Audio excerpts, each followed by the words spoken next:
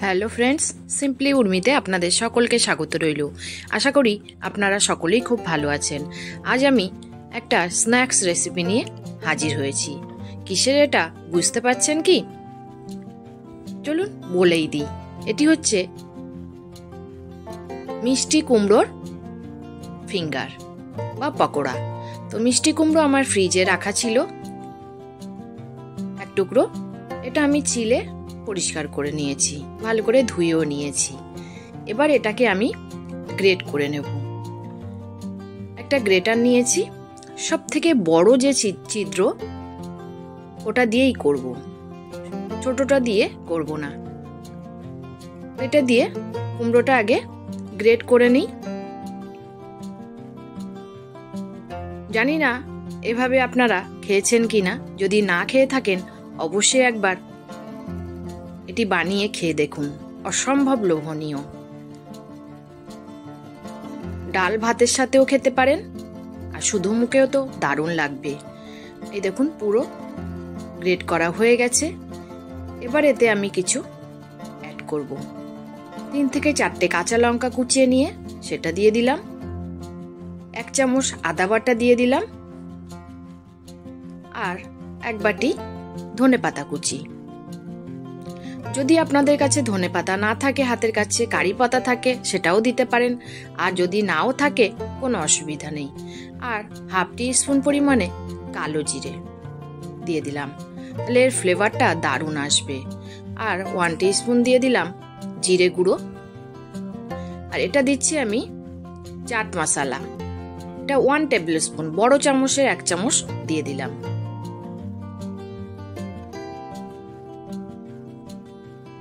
এবার দেব পরিমাণ মতো লবণ। লবণটা হাতে রেখেই দিতে হবে, একটু কম করে। এবার দিয়ে দিচ্ছি চালের গুঁড়ো, একটু মোটা দানার যে গুঁড়ো, 2 টেবিল স্পুন চালের গুঁড়ো দিয়ে দিলাম। এবার দিয়ে দিচ্ছি ছোলার ডালের বেসন। প্রথমে আমি 4 টেবিল স্পুন মানে 4 চামচ দিয়ে দেখব, তারপরে যদি লাগে তখন আবার মেশাবো। 4 চামচ দিয়ে এবার এটাকে ভালো করে মিশিয়ে নেব। ভালো করে মিশিয়ে নিয়ে দেখি যদি লাগে তখন ব্যবহার করব। তো ভালো করে মিশিয়ে নিয়েছি, একটু জল জলে ভাব আছে। আবার 2 চামচ বেসন আমি অ্যাড করলাম, মানে টোটাল 6 টেবিল স্পুন বেসন আমার লাগছে। আপনারা চাইলে ছোলার ডালের বেসন যদি না থাকে যে কোনো ডালের বেসন ব্যবহার করতে পারেন। এবার দেখুন পুরো মেখে নিয়েছি। এবার এটা একটা আঙুলের আকারে গড়ে নিচ্ছি। কুমড়োর আঙুলও বলতে পারেন বা কুমড়োর ফিঙ্গারও বলতে পারেন। লম্বা করে বানিয়েছি, ওই জন্য আমি ফিঙ্গার নাম দিলাম। এই সবগুলোকে এরকম ফিঙ্গার বানিয়ে রেখে দিয়েছি। এবার একটা কড়াই নিয়ে তাতে আমি রিফাইন্ড তেল দিয়ে দেব ভাজার জন্য। এটা শাখা তেলেই ভাজতে হবে। এবার তেলটা গরম হয়ে গেলেই একে একে আমি ফিঙ্গারগুলোকে ছেড়ে দিয়েছি। মিডিয়াম ফ্লেমে আমি এটাকে ভাজছি, কারণ কুমড়ো খুব তাড়াতাড়ি নরম হয়ে যায়। আর যেহেতু গ্রেট করা, বেশি সময় লাগবে না ভিতরটা সিদ্ধ হতে। আর তারপরে একটু লো ফ্লেমে করে বেশিক্ষণ রাখবো, যাতে উপরটা ক্রিস্পি হয়, তবেই খেতে দারুণ লাগবে। যেহেতু চালের গুঁড়ি ব্যবহার করেছি, এটা ক্রিস্পি তো হবেই। আবারও কতগুলো দিয়ে জায়গা ছিল, ওই কারণে আবার কয়েকটা দিয়ে এইভাবে ভেজে নেব অল্প আঁচে। এগুলো একটু সময় লাগিয়ে ভাজতে হবে। আপনারা তো জানেনই, যারা পকোড়া প্রত্যেকেই বানান, একটু সময় লাগিয়ে ভাজলে এটা বেশ ক্রিস্পি হয়। তো উল্টে পাল্টে আমি সবগুলোকে এইভাবে ভেজে নেব।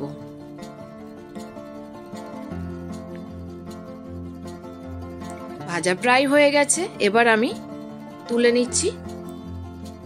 একে একে সবগুলোই আমি তুলে টিস্যু পেপারের উপরে রেখে দেব, যাতে এক্সেস অয়েলটা টিস্যু পেপার সোক করে নেয়। প্রথমগুলো তো আমি ভেজে নিয়েছি, এবার দ্বিতীয়গুলোও দিয়ে দিয়েছিলাম। একটু ফাঁকা করে কয়েকটা কাঁচা লঙ্কা আমি এই গরম তেলে আধা ভাজা করে নেব, পুরো ভাজবো না, তাহলে এক এক বাইটে এই কাঁচা লঙ্কা মুখে নিলে দুর্দান্ত টেস্ট হবে, দারুণ লাগবে। আর মুড়ির সাথেও এই পকোড়া নিয়ে খেতে দারুণ লাগে। তো এইভাবে কাঁচা লঙ্কা একবার ডুবিয়ে, একবার তুলে, একবার ডুবিয়ে এইভাবে আমি ভেজে নিলাম। ডাইরেক্ট তেলের মধ্যে রাখলে এটা ফেটে যাওয়ার সম্ভাবনা থাকে, চোখে মুখে লাগার ভয় থাকে। এবার দেখুন একটা ডিপ তৈরি করে নিই। পকোড়াগুলো আমার ভাজা হয়ে গেছে, তুলে নিয়েছি। এবার একটা বাটি নিয়েছি, এতে আমি শেজওয়ান সস আমি দিয়ে দিচ্ছি, টমেটো কেচাপ নয়, শেজওয়ান সস, ওটা 4 চামচ পরিমাণে দিয়ে দিয়েছি। এবার এতে আমি অ্যাড করব মেয়োনিজ। মেয়োনিজও সম পরিমাণেই দিলাম, আমি আর চামচে মাপিনি, আন্দাজ করেই দিয়েছি। যতটা শেজওয়ান ততটাই মেয়োনিজ দিয়ে খুব ভালো করে দুটোকে একসাথে মিক্স করে নেব। মিক্স হয়ে গেছে আমার রেডি ডিপ। কুমড়োর ফিঙ্গারের সঙ্গে খেতে দারুণ লাগে। একটা খেয়ে আমি ভেঙে দেখিয়েও দিচ্ছি ভিতরটা কত সিদ্ধ হয়ে গেছে আর বাইরেটা কতটাই মুচমুচে। এই ডিপের সাথে খেতে দুর্ধর্ষ লাগছে। তো যদি আমার এই রেসিপিটি ভালো লেগে থাকে তাহলে অবশ্যই লাইক, শেয়ার, কমেন্ট করতে ভুলবেন না। এবং যারা আমার চ্যানেলটি নতুন দেখছেন প্লিজ সাবস্ক্রাইব করে পাশে থাকা বেল আইকনটি প্রেস করে আমার পাশেই থেকে যাবেন। আর ফেসবুক থেকে দেখলে অবশ্যই চ্যানেলটি ফলো দিয়ে রাখবেন। তো আজ আসি, ধন্যবাদ।